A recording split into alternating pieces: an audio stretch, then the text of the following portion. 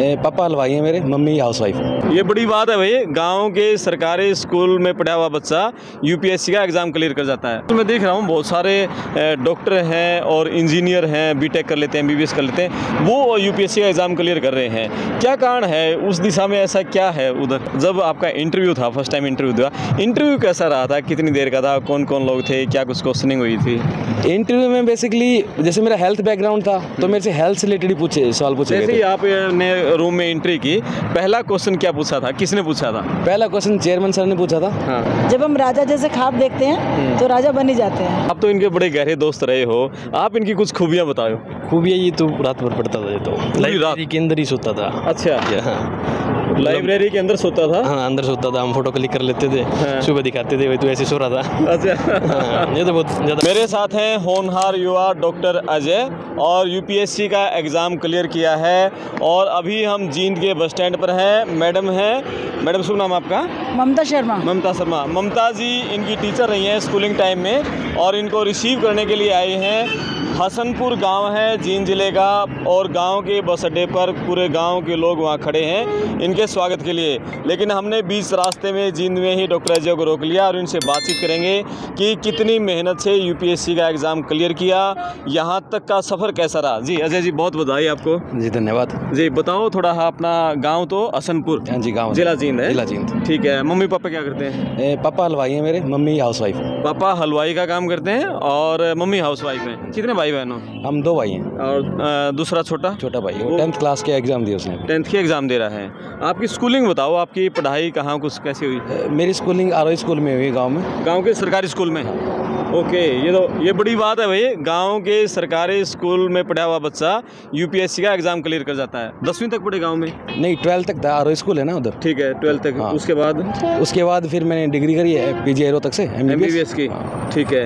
तो एमबीबीएस है, सपना तो डॉक्टर बनने का था, तो फिर ये अधिकारी यूपीएससी का आईएएस बनने का ये कैसे सोचा? वो जब एमबीबीएस के टाइम पे हम पीएसएम की पोस्टिंग करते थे तो लगता था कि इससे ज़्यादा कुछ कर सकते हैं। अच्छा। ओपीडी में बैठने के अलावा भी बहुत सारे काम है जो लैकुनास है उनको ठीक कर सकते हैं, कि सोसाइटी में जाके ग्राउंड पे जाके काम करना। तो थोड़ी सी मोटिवेशन वहाँ से मिली।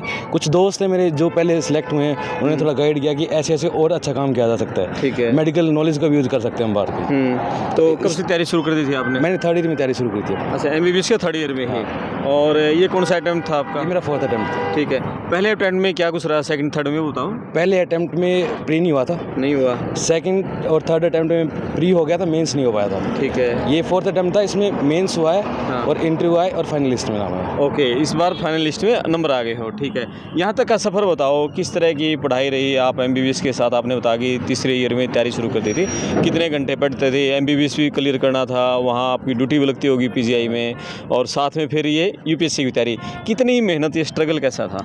देखो, बहुत सारी चीज़ें मेंटेन के लिए थोड़ा तो स्ट्रगल करना पड़ता है, और टाइम मैनेजमेंट बहुत ज़रूरी है, थोड़ा डिसिप्लिन कंसिस्टेंसी रखनी पड़ती है। मतलब बहुत सारी जैसे लोअर्स होते हैं, ऐसे प्लेजर छोड़ने पड़ते हैं कि भाई पढ़ना भी है, फिर उसके बाद यूपीएससी की भी तैयारी करनी है, रात में बैठना भी, सुबह क्लास भी लगाने जाना है। ठीक है। तो उसके साथ बहुत हेक्टिक हो जाता है थोड़ा सा, पर मेंटेन हो जाता है अगर करने का हो तो। ठीक है। आपका शेड्यूल क्या रहता था फिर? शेड्यूल यूजी के टाइम पे तो दिन में क्लासेस होती थी, रात में लाइब्रेरी में पढ़ते थे। ओके। और इंटर्नशिप में थोड़ा टाइम मिला था पढ़ने का, उसके बाद 1 साल अच्छे से बैठ के तैयारी की थी। ठीक है। तो नींद पूरी हो जाती थी इस दौरान? हाँ, नींद पूरी हो जाती, 5-6 घंटे की नींद बहुत होती है पढ़ते टाइम। 5-6 घंटे ही सो पाते थे? हाँ, इतना ही होता है। जनरली एग्जाम टाइम में स्ट्रेस होता है ना, तो उस टाइम पे बस ये रहता है कि कैसे न कैसे सिलेबस खत्म हो जाए और कैसे न कैसे मार्क्स कैसे बढ़ाने हैं, तो उसके लिए थोड़ा थोड़ा कट करना पड़ता है टाइम, हर चीज़ों में से। और आपका सब्जेक्ट क्या था? Medical science. मेडिकल साइंस ही था। ठीक है। आजकल मैं देख रहा हूँ बहुत सारे डॉक्टर हैं और इंजीनियर हैं, बीटेक कर लेते हैं, एमबीबीएस कर लेते हैं, वो यूपीएससी का एग्ज़ाम क्लियर कर रहे हैं। क्या कारण है उस दिशा में, ऐसा क्या है उधर? मेरे हिसाब से उन मेन रीज़न तो है कि उनकी सिटिंग पावर अच्छी होती है, और जो एनालिसिस पावर बोलते हैं जिसको हम, कि जैसे डॉक्टर्स का स्पेशली मैं बोलता हूँ कि पेशेंट आता है, वो पेशेंट देखता है, हिस्ट्री देखता है, उसकी डायग्नोसिस देखता है, इन्वेस्टिगेशन का सबको एनालाइज करके एक ट्रीटमेंट में पहुँचता है। तो ऐसे ही एनालिसिस पावर उनकी अच्छी होती है, साथ में सिटिंग कैपेसिटी अच्छी होती है, तो हार्ड वर्क तो करते ही हो, तो ये मेन रीज़न हो सकता है उनका क्लियर करने का। ओके, बिल्कुल। और एक हलवाई का बेटा, गाँव में रहने वाला, और पहले डॉक्टरी करता है, फिर यूपीएससी का एग्ज़ाम क्लियर करता है, ये सोच इतनी इतनी बड़ी सोच ये कैसे, किसके मोटिवेशन से कैसे हुई? देखो, जैसे आपके टीचर्स आपको गाइडेंस मिलेगी वैसे आपका माइंड बिल्ड होता है। तो शुरू से ही टीचर्स अच्छे मिले हैं। ममता मैम मिली थी आरओ स्कूल में, तो अच्छे से एक होता है ना कि तैयार करना उसको, तो अच्छी गाइडेंस मिली हर टाइप से। ओके। तो एक माइंड डेवलप हो जाता है कि आपको अच्छा करते जाना है, मतलब ऐसा नहीं कि भाई सेटिस्फाई हो जाना किसी चीज़ से। तो जैसे और बड़ा मौका मिलता है तो और बड़ा करते जाएंगे कुछ ना कुछ। ठीक है। और कल जब रिजल्ट आया किसने बताया भाई सिलेक्शन लिस्ट में नाम है? ये तो रिजल्ट तो वेट ही कर रहे थे हम तो इंटरव्यू के बाद। तो हमें सबसे पहले पता चलता है, क्योंकि पूरा एनवायरनमेंट ऐसा हो जाता है कि सब रिजल्ट की वेट करे, फाइनल लिस्ट आने वाली है। चलो प्री मेंस के टाइम पे ऐसे पता नहीं होता, किसी को फाइनल का पता होता है कि लिस्ट लगने वाली है, तो सब वेट ही कर रहे थे। ठीक है। और अभी आप क्या कर रहे थे एमबीबीएस करने के बाद? कहीं अभी जॉब कर रहे थे? मैंने कुछ टाइम तक जॉब नहीं की थी। उसके बाद अभी HCMS का एग्ज़ाम दिया था, उसमें सिलेक्शन हुआ था, मेडिकल ऑफिसर वाला। ठीक है। तो उसमें मैंने अभी रिसेंटली ज्वाइन किया था। कहाँ? उचाना में। हाँ, सिविल ठीक है। और अभी सबसे मेन पॉइंट बताओ, जब आपका इंटरव्यू था, फर्स्ट टाइम इंटरव्यू था, इंटरव्यू कैसा रहा था? कितनी देर का था? कौन कौन लोग थे? क्या कुछ क्वेश्चनिंग हुई थी? इंटरव्यू में बेसिकली जैसे मेरा हेल्थ बैकग्राउंड था, तो मेरे से हेल्थ से रिलेटेड ही सवाल पूछे गए थे। जैसे ही आपने रूम में एंट्री की, पहला क्वेश्चन क्या पूछा था? किसने पूछा था? पहला क्वेश्चन चेयरमैन सर ने पूछा था कि Ajay, you belong from Haryana, तो tell me basic health challenges, rural health challenges of Haryana. तो उसके पैरामीटर्स होते हैं चैलेंजेस डिस्क्राइब करने की, भाई क्या क्या मैन पावर डेफिशिएंसी है, क्या क्या इक्विपमेंट डेफिशिएंसी है। आपने ये बहुत बड़ा पॉइंट पूछ लिया उन्होंने। तो देखो, बेसिकली मेरा तो जैसे ये कंटेंट ऐसा था कि हम तैयार करना होता है, तो हमने प्रॉपर आंसर तैयार कर रखे थे इसके, कि एनालिसिस करी जैसे मैन पावर में क्या इश्यूज़ हैं, डॉक्टर्स की कमी है, उसके बाद पैरामेडिकल स्टाफ की कमी है, उसके बाद इक्विपमेंट्स जैसे ड्रग्स हैं, डायग्नोस्टिक्स उनकी कमी है। थर्ड चीज़ जो होती है इंफ्रास्ट्रक्चर, डॉक्टर्स क्यों नहीं जा रही, अच्छी हाउसिंग फैसिलिटीज़ नहीं है, अच्छे एवेन्यूज़ नहीं है गाँव में काम करने के लिए। अब डॉक्टर्स MBBS करते हैं अच्छे शहरों से, वो गाँव में जाकर उनको बेसिक फैसिलिटी नहीं मिलती रहने के लिए, तो जनरली अवॉइड करते हैं। ठीक है। उसके बाद नेक्स्ट रहता है कि लोगों में हेल्थ अवेयरनेस नहीं है, जैसे कम्युनिकेबल डिजीज़ है, TB है, या दूसरी जैसे ये कोलेरा बोल सकते हैं, वाटर बोर्न डिजीज, ये बहुत, तो लोगों में हेल्थ सीकिंग बिहेवियर नहीं है। तो इंफ्रास्ट्रक्चर होने के साथ साथ भी हम उसको यूटिलाइज नहीं कर पा रहे, क्योंकि लोगों की अवेयरनेस इतनी नहीं है। ओके। उसके बाद सेकंड क्वेश्चन किसने था? कैसे ठीक करोगे? ओके। ठीक है। उसे क्या बताया? उसका फिर इन्हीं पैरामीटर पे आंसर होता है। ओके, ठीक है। ओके। और उसके बाद मेंबर्स ने भी सवाल पूछे? हाँ, मेंबर्स ने सवाल पूछे। ठीक है। किसी मेंबर्स के सवाल पर अटके इंटरव्यू दौरान? मेरा इंटरव्यू इसलिए मेरे को अच्छा लगा कि पूरा हेल्थ से था, सारे आंसर पहले प्रिपेयर्ड थे।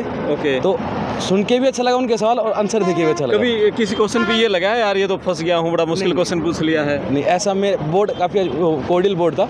ऐसा कोई भी ट्रिकी सवाल नहीं पूछा कि फंसाने वाला, बेसिक सवाल थे, बस अपने व्यूज़ जानना चाह रहे थे वो। ओके। हाँ, ठीक है। और कोई रोचक सवाल बताओ मेंबर्स ने, और क्या क्या सवाल पूछे थे? जैसे मेरी हॉबी थी, तो हॉबी में मैंने जिमिंग डाल रखी थी और प्राणायाम मेडिटेशन डाल रखा था। तो जिमिंग से रिलेटेड सवाल पूछा था कि आप यूथ में कैसे ये स्पोर्ट्स कल्चर है या फिर हेल्थ बेनिफिट कैसे बढ़ाओगे। वैसे प्राणायाम से पूछा था what is difference between pranayama and yoga. तो ऐसे ऐसे बेसिक सवाल थे जो इंटरव्यू में कीवर्ड्स थे उसमें। ठीक है। तो आपने जब रिजल्ट जब देख लिया था और लिस्ट में नाम आ गया है, पहला फ़ोन किसके पास किया था? पहला फ़ोन मैंने मम्मी पापा को किया था। मम्मी पापा के क्या रिएक्शन आया उधर से? उनका तो हमेशा से मेरे साथ ये रहा है कि तू करता रहे, हमें पता तेरा हो जाएगा। तो वो कहता हमें पता था तेरा हो जाएगा। उनका रिएक्शन ये था। ठीक है। कल से कितने फ़ोन आ चुके हो, कितने रिसीव कर चुके होगे? गिने नहीं, बहुत ज़्यादा आ चुके हैं। कितनी बदल जाती है लाइफ UPSC में जब एग्ज़ाम क्लियर करने के बाद? देखो, मेरे को पर्सनली ऐसा लगता है कि वैसे लाइफ लोगों की तरफ से बदल जाती है। मैं तो कल भी वैसा था, आज मेरा वैसा दिन है, मैं अभी जाके पढ़ूंगा फिर। ओके। हाँ, तो ऐसा कुछ लगता नहीं, वो बंदा बनता है ट्रेनिंग के बाद। ठीक है। अफसर बनने के लिए बहुत सारी चीज़ें होती हैं, वो ट्रेनिंग इनकलकेट करती है, तो तब डिफरेंस पता चलता है कि ये पहले ये था, अभी ये। ओके। अभी तो नॉर्मल जैसे कल था, मैं ऐसा आज हूँ। ऐसे याद हो। ठीक है। कौन सा रैंक कौन सा है आपका? मेरा रैंक 940 है। 940 है। तो क्या पद मिलने की उम्मीद है इस पे? लास्ट टाइम इस रैंक पे IRS मिली थी, इनकम टैक्स रेवेन्यू ऑफिसर। इस साल सीट्स का कुछ ऊपर नीचे हुई है तो कुछ कह नहीं सकते। मोस्ट प्रोबेबली IRS मिल जाए तो अच्छी है, नहीं तो फिर डैनिप्स है या फिर ऑडिट सर्विस से मिल ही जाएगी। ओके। तो आगे भी तैयारी करोगे फिर अभी? हाँ, अभी 25 पे एग्जाम है ना, वो देना है। 25 मई को? 25 मई को। हाँ, प्रीलिम्स है। प्री का। हाँ। तो यानी कि सपना टारगेट IAS है या IPS है? IAS है। IAS है। IAS के लिए दोबारा फिर दोगे? चलो। और ये आपके साथी हैं? हाँ, चलो, नमस्ते। आपका क्या नाम? जोगिंद्र देसवाल। जोगिंदर देसवाल जी, आपने भी दिया था यूपीएससी का? नहीं, मैंने अब की बार नहीं दिया, मैंने पहले 2022 में दिया था। ठीक है। हाँ, उसके बाद मैंने गैप ले लिया था। तो लेकिन आप कंटिन्यू लाइब्रेरी के साथ ही रहे हैं? हाँ, 4 साल तक साथ में पढ़ाई किया हमने। ओके, चलो बहुत बधाई आपको भी है। नमस्ते मैम। नमस्कार। आपको सबसे बड़ी बधाई हो। इन्होंने एक बात कही है, टीचर अच्छे मिल जाएं, वो अच्छा गाइड कर दें, मोटिवेट कर दें, बस वहीं से ज़िंदगी की दिशा मिल जाती है। कैसा स्टूडेंट रहा है अजय? बहुत ही अच्छा स्टूडेंट रहा है।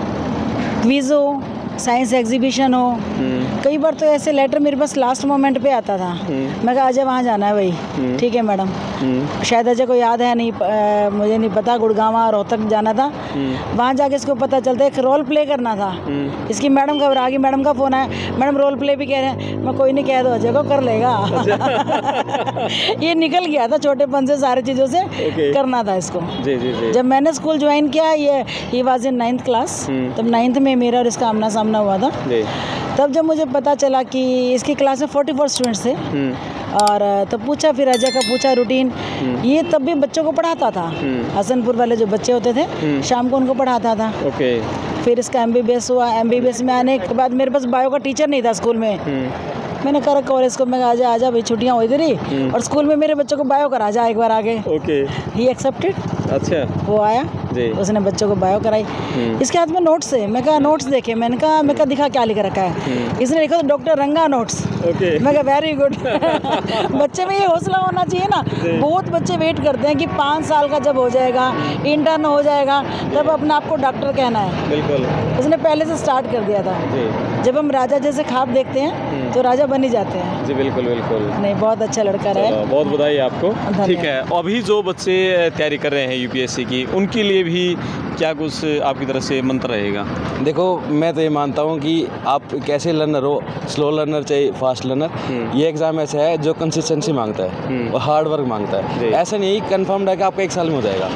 आपको 4 साल 5 साल कितने भी लग सकते हैं, बस लगे रहना है, पिच पे डटे रहना, हो जाएगा। पिच पे रहोगे तो चौका छक्का लग जाएगा। आपको पता होगा इस बार का रैंक 1 है, उसका अभी 5th अटेम्प्ट था, उससे पहले उसका मेंस भी नहीं हुआ था, और 5th अटेम्प्ट पहली रैंक आई है। तो ऐसा होता है। जी। ये मिरेकल होते हैं, बस लगे रहना है। बिल्कुल। अच्छा, आप तो इनके बड़े गहरे दोस्त रहे हो, आप इनकी कुछ खूबियाँ बताओ। खूबियाँ, ये तो रात भर पढ़ता था, ये तो लाइब्रेरी के अंदर ही सोता था। अच्छा।